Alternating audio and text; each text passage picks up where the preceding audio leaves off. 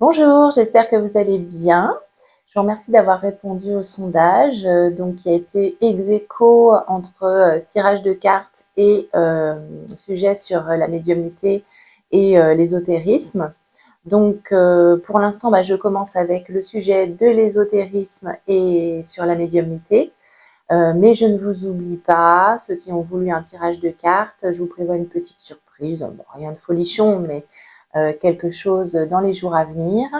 Et puis, j'oublie pas également, je pense que je vais faire une vidéo aussi sur les quelques personnes qui ont demandé une vidéo sur le développement personnel. J'ai déjà un sujet en tête, j'ai vraiment hâte de le faire. Donc, aujourd'hui, je vais vous parler d'ésotérisme et de médiumnité. Donc, c'est un sujet très vaste. C'est ma façon de travailler. Du coup, j'ai demandé qu'est-ce que je peux faire parce que c'est vaste. Qu'est-ce qu'on peut raconter en médiumnité, ésotérisme? Je vais pas refaire un sondage pour demander sur quoi. Et puis, ce qui s'est présenté, la vie est bien faite. C'est un rêve très perturbant sur le décès de ma grand-mère. Donc, je pense que malheureusement, ça fait partie de la vie. Vous avez peut-être aussi certainement perdu quelqu'un, un être cher. Et c'est pas des choses qui se passent. Alors déjà, il y a le côté émotionnel, on perd quelqu'un, c'est dur. Et en plus, il y a tout ce qui gravite autour. Donc, les obsèques organisées, les souvenirs de la personne, débarrasser un appartement, une maison, tout l'aspect financier aussi, malheureusement, qui vient se rajouter. On est dans un monde comme ça. Et puis, tout ce qui est, et c'est là que c'est intéressant, je trouve, alors c'est pas intéressant de perdre quelqu'un, mais ça fait encore une fois partie de la vie. Quand quelqu'un décède, il y a tout plein de choses qui ressortent, toutes les relations des personnes avec ce défunt, ou les relations entre frères et sœurs, les relations entre les enfants, parents, enfants, enfin voilà, toutes les relations en familiale sont mises en relief. Tout ce qui n'a pas été réglé, tout ressort, les rancœurs, la colère. Il y a souvent des obsèques qui se passent malheureusement dans la colère. Et d'ailleurs, ça, malheureusement, oui, ça empêche notre défunt de monter vers la lumière avec sérénité et paix. Donc vraiment, si on peut faire en sorte que les choses se passent bien dans l'amour, la compréhension, la sérénité, et si vous avez de la rancœur, c'est peut-être pas le jour pour régler vos comptes, mais pourquoi pas écrire une lettre au défunt ou à quelqu'un d'autre qui fait partie de la famille et pour pour qui vous éprouvez de la rancœur, de la colère. Voilà, régler ça après, tranquillement. C'est pas évident de gérer ses émotions. De toute façon, c'est un traumatisme. Perdre quelqu'un, ça fait partie des traumatismes de la vie, comme un déménagement d'ailleurs. Et puis une naissance. Bon, je crois que j'oublie encore autre chose, mais voilà, le décès, c'est forcément le traumatisme numéro un dans nos vies. Donc voilà, il y a plein de choses qui ressortent. Et moi, quand j'ai perdu ma grand-mère, évidemment, c'est ce qui s'est passé. J'étais très proche d'elle, mais très loin géographiquement d'elle. Et pour un tas de raisons que je ne vais pas expliquer là, c'est pas le sujet, j'ai pas pu aller aux obsèques. J'ai tout fait pour, vraiment, mais j'ai pas pu. Évidemment, je suis restée longtemps avec des regrets. Et puis, j'ai la chance d'être très connectée, d'avoir une médiumnité qui se développe. Donc déjà à l'époque, c'était à l'époque du Covid, il y a 5 ans, au tout début du Covid, quand elle est partie, je lui ai rendu hommage à ma façon. Et puis, je me suis connectée à elle. Enfin, j'ai eu des messages magnifiques. Je lui ai fait ses obsèques à ma façon, quoi. Je lui ai rendu hommage à ma façon. Et je me suis rendu compte que elle ne savait pas qu'elle était décédée. Elle croyait qu'elle était à l'hôpital. Donc, je lui ai expliqué plein de choses. Non, mamie, tu es décédée.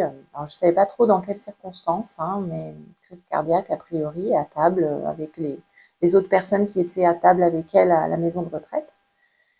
Et donc, voilà, ça a été une grosse frustration pour moi. Et la frustration retient nos défunts, ils ne peuvent pas monter vers la lumière correctement, surtout quand ils savent pas qu'ils sont morts. Donc, je l'ai aidé à ma façon.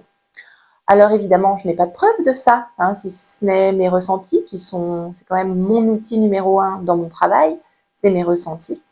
Donc voilà, bon, ça c'est voilà la partie médiumnité, hein, c'est ce que vous souhaitiez avoir. Et j'ai eu de très très beaux messages de mamie. J'ai beaucoup travaillé sur le pardon, notamment entre les membres de la famille qui restaient, qui avaient beaucoup de rancœur, de colère, de frustration aussi par rapport au passé, un tas d'histoires de famille que voilà, je n'irai pas étaler ici, c'est pas le sujet. Mais voilà, je vais en venir à ce qui m'est arrivé juste avant de vous faire cette vidéo. Je me disais, mais sur quoi je vais parler de médiumnité et d'ésotérisme? C'est tellement vague. Et donc, je dis, aidez-moi là-haut. Eh bien, ça n'a pas loupé. J'ai fait un cauchemar. Je crois que je l'ai fait toute la nuit. C'est une illusion, hein, parce qu'on ne fait pas le même cauchemar toute la nuit. Je ne crois pas que ce soit possible pour le cerveau. Mais j'ai eu vraiment l'impression de rester dans ce cauchemar toute ma nuit. J'ai très mal dormi. Il paraît que j'ai ri, j'ai pleuré. Je me suis levée, réveillée en pleurant. J'ai fait le rêve que mamie décédait, donc cette grand-mère que j'ai perdue. Et dans mon rêve, ou plutôt mon cauchemar, je retournais dans son appartement qui devenait de plus en plus sombre. Et je la cherchais. Je la cherchais. Je savais que c'était son appartement. Mais je ne savais plus si elle était décédée ou pas dans mon rêve. Vous savez, les rêves, c'est bizarre. Hein. Et donc, je l'attends. Et puis, c'est de plus en plus sombre. Les pièces s'assombrissent. C'est de plus en plus sale. C'est de plus en plus le bazar. Et je me dis, en fait, elle est partie. Elle est déjà décédée dans mon rêve. Donc, mamie est déjà partie. Ok. Et là, je me dis, elle va peut-être venir en fantôme. J'ai parfois cette capacité de les voir clairement, des fois d'avoir des signes, des synchronicités, comme nous tous, hein. Je vous rassure, vous en êtes capable aussi. C'est juste que ça se travaille. C'est une question d'écoute, de travail sur soi, d'ouverture d'esprit et surtout du cœur. Donc, bon, je l'attends en fantôme et elle ne vient pas. Et là, j'ai un membre de ma famille qui arrive, dont je suis très proche, et je lui dis, bon, on va faire les cartons, on va tout mettre dans des cabas, on va débarrasser l'appartement, mamie est partie, et j'ai eu l'occasion vraiment de faire ce que je n'ai pas pu faire à l'époque, débarrasser l'appartement, retomber dans des souvenirs qui m'appartenaient à moi et ma grand-mère, qu'à nous deux. Elle avait une relation très proche avec chacun de ses petits-enfants et en avait pas mal. Elle en a toujours pas mal, ils sont vivants, Dieu merci. Et arrière-petits-enfants, donc voilà, j'ai eu le temps vraiment dans ce rêve de rattraper cette frustration en fait. Et les pièces devenaient de plus en plus claires. La personne qui m'aidait, voilà, on s'entendait bien pour le faire. J'étais très heureuse de le faire avec cette personne.